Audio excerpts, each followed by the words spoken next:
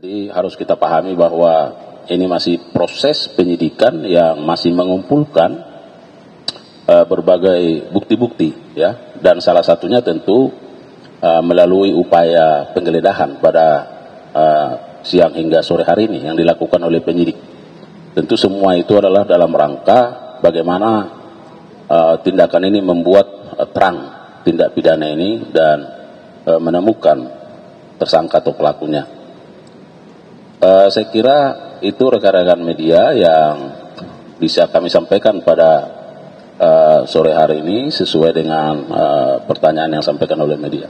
Pak, tadi kan disebutkan terkait tidak pidana dimaksud itu tentang izin yang tidak sesuai itu yang dikeluarkan oleh SP. Dan melibatkan perusahaan. Ya, itu semua nanti akan menjadi bagian dari proses penyidikan, ya, karena kalau menyangkut masalah tata kelola tentu di situ apakah soal perizinannya, apakah soal kerjasamanya dengan pihak-pihak lain, apakah ada misalnya di situ hal-hal yang bersifat pemberian dan seterusnya. Nah, itu adalah menjadi bagian dari substansi penyidikan yang akan dilakukan oleh penyidik berupa pendalaman dan kajian selanjutnya, ya.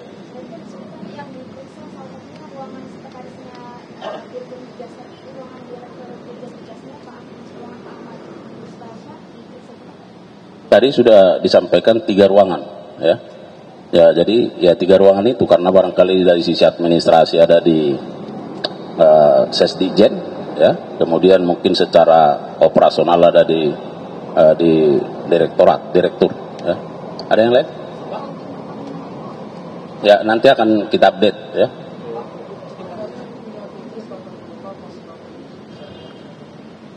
Ya, nanti semua itu makanya dikatakan terkait dengan tata kelola, ya. Nah, kalau boleh saya mungkin bacakan ya sedikit kasus posisinya supaya ada pemahaman, ya.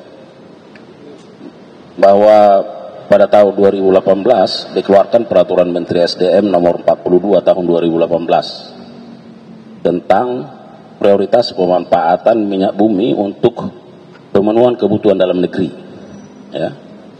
Dengan tujuan PT Pertamina diwajibkan untuk mencari minyak yang diproduksi dalam negeri untuk memenuhi kebutuhan dalam negeri dan kontraktor-kontrak kerjasama atau KKKS swasta diwajibkan untuk menawarkan minyak bagian KKKS swasta kepada PT Pertamina. Nah, itu tadi pertanyaannya, ya.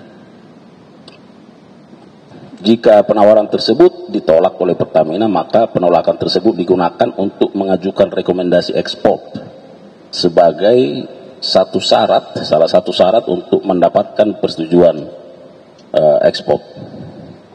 Bahwa dalam pelaksanaannya KKKS swasta dan Pertamina dalam hal ini ISC dan atau PT KPI berusaha untuk menghindari kesepakatan pada waktu penawaran yang dilakukan dengan berbagai cara.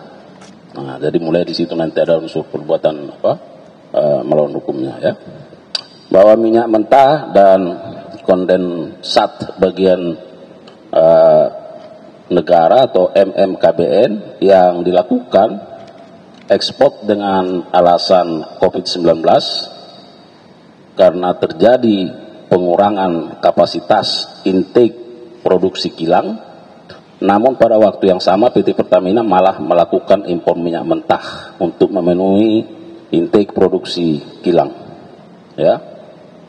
Perbuatan menjual MMKBN tersebut mengakibatkan minyak mentah yang dapat diolah di kilang harus digantikan dengan minyak mentah impor yang merupakan kebiasaan PT Pertamina yang tidak dapat lepas dari impor minyak mentah. Saya kira itu singkatnya. Nanti tentu akan dielaborasi selanjutnya dalam proses penyidikan karena ini masih penyidikan umum, ya. Dan penggeledahan ini merupakan salah satu langkah tindakan yang dilakukan oleh penyidik dalam rangka membuat terang tindak pidana itu. Baik. Ya, ini masih penyidikan umum, itu yang disebutkan tadi. Ini penyidik sedang mengumpulkan bukti-bukti, ya, sebanyak mungkin bukti untuk membuat terang tindak pidana ini.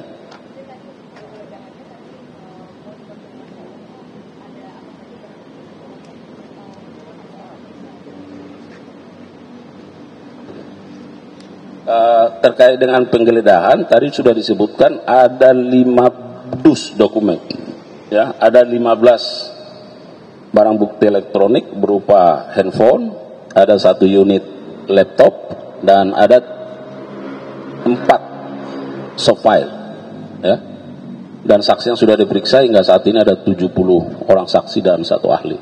Saya kira begitu ya teman-teman media.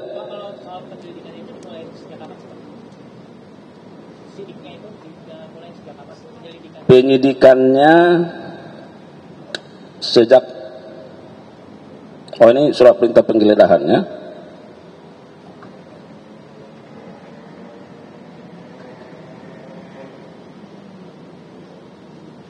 nanti kita sampaikan lah ya, setelah ini nanti sampaikan.